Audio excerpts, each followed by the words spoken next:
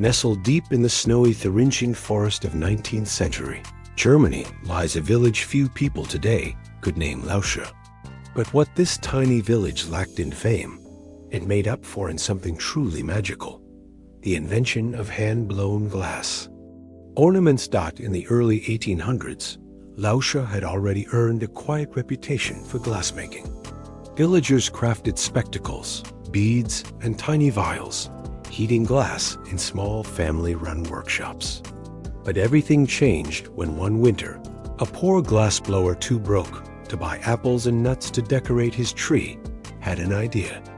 Why not blow glass into the shape of fruit?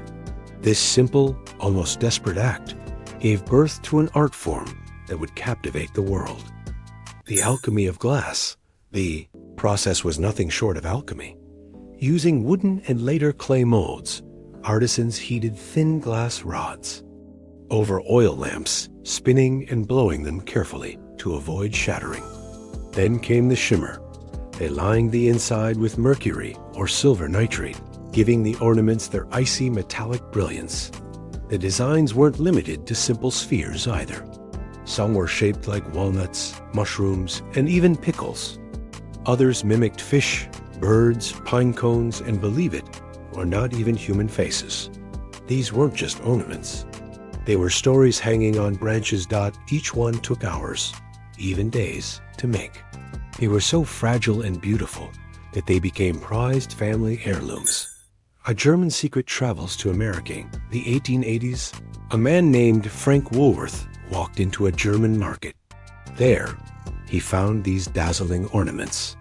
He didn't just see decorations. He saw potential. Woolworth began importing Lauscha ornaments into the United States and selling them at his department stores. Americans never before exposed to such craftsmanship fell in love instantly. By 1900, glass ornaments were flying off shelves in Woolworth stores. It became a Christmas tradition to decorate trees with these glittering German imports. Some ornaments sold for more than $1 a piece, a fortune back then. In some households, they were treated with the same care as silverware or china. Belle Epoque and the rise of artistry. 1871 to 1914. The time when German glass ornaments flourished was during a golden cultural period in Europe known as the Belle Epoque. This was a time of optimism, elegance, and innovation, especially in art and craftsmanship. Across Europe, the Art Nouveau movement emerged, characterized by organic shapes, flowing lines, and intricate details. In Germany, craftsmanship was valued as a response to mass industrialization. Lauscha's glassblowers weren't just tradesmen. They were seen as artisans. Their delicate ornaments aligned with the era's obsession with beauty in everyday objects. These ornaments, though small, were masterpieces of a flourishing decorative arts culture at the age of industrial titans and scientific discovery, while Lauscha's glassblowers perfected their ornaments by firelight. The wider world was undergoing a transformation. This was the era of Thomas Edison inventing the light bulb, Alexander Graham Bell developing the telephone, and Nikola Tesla exploring alternating current. Germany itself was rising as an industrial and scientific powerhouse. Meanwhile, on the world stage, empires expanded. Queen Victoria still reigned over Britain, and the United States was surging with post-Civil War energy, soon entering the Gilded Age. Yet amid steam engines, steel, and scientific progress, these fragile ornaments from the Thüringer Wald whispered of magic and tradition, a contrast to the age's relentless modernity. American dreams, famous personalities defined the era as well. In Germany, Kaiser Wilhelm II ruled, pushing for both military strength and cultural pride. In the U.S., Theodore Roosevelt's rise symbolized a rough, energetic America on the move. Meanwhile, figures like Oscar Wilde and Mark Twain shaped literature with wit and insight. In entertainment, vaudeville, music halls, and early silent films were booming. But during Christmas, families still turned to simple joys, like hanging delicate German ornaments on freshly cut trees.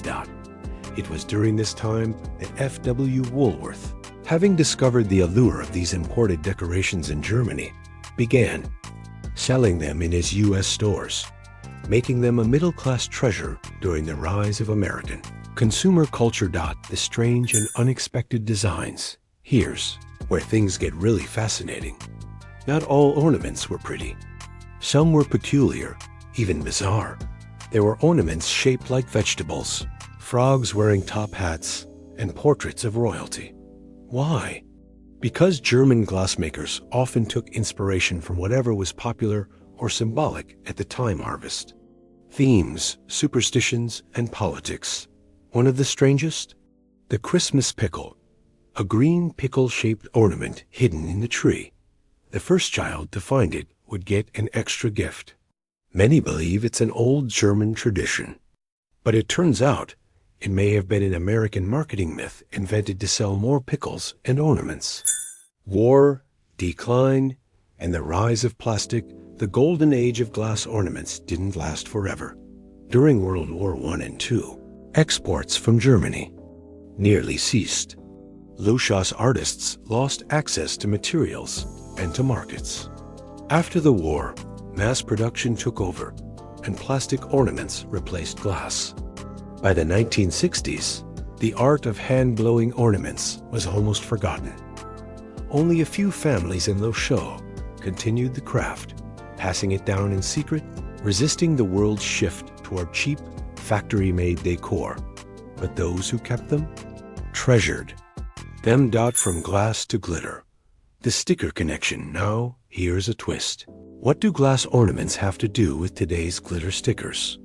Well, look closely at your childhood sticker books. The shimmering Santa faces, glowing stars, candy canes. In shiny foil? Those aesthetic cues come straight from vintage German ornament design. Sticker artists in the 1970s and 80s copied the visual language of glass ornaments. Reflective sheen, bold yet vintage color palettes, and childlike magic. In a way, these fragile ornaments were the first visual collectibles of the modern age. Without them, your favorite scratch and sniff sticker sheets might have looked very different. A fragile magic that lives on today.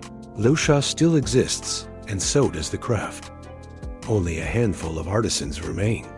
Tourists from around the world visit every December to see the last original workshops in action. Collectors search antique stores and estate sales, hoping to find ornaments in good condition. Some sell for hundreds of dollars. In museums, they're displayed in glass cases, not because they're just pretty, but because they hold the story of generations. So next time you peel a glitter sticker or hang a new ornament on a tree, remember, you're not just decorating, you're carrying on a tradition that began in a cold village in Germany with nothing but glass, fire, and imagination.